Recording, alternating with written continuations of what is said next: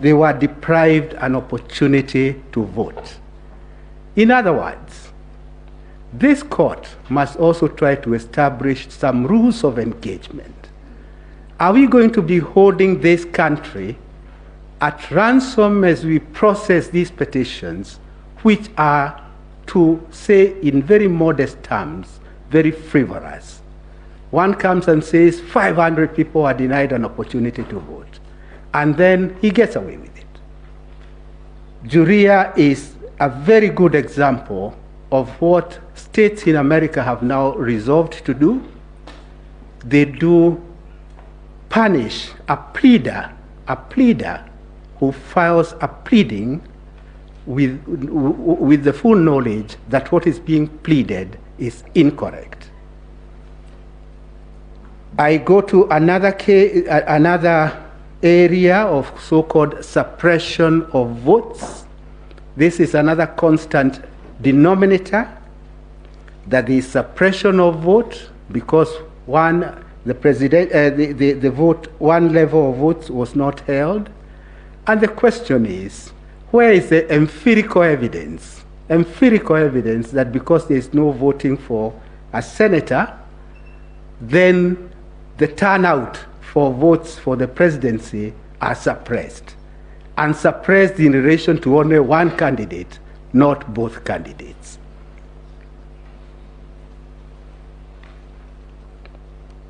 My learned friends have talked about what yesterday was being called dysfunctional IEBC.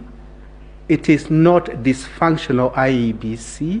It was a functional IEBC until 3 p.m. on 15th. On 15th August, towards 3 p.m., some commissioners were hijacked with their free will, and they opted to walk out from their brothers and sisters. There is a point that concerns me as a regular practitioner in this court, in these electoral cycles. And this is this: for how long are we going to allow our political class to advance self-interest, and to hold this country in perpetuity of uncertainty? That is something I think, Madam CJ, you now have an opportunity under Section 3 of your Act.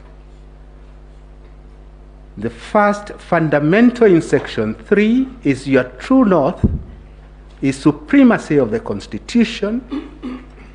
Your true north being the supremacy of the Constitution, and then other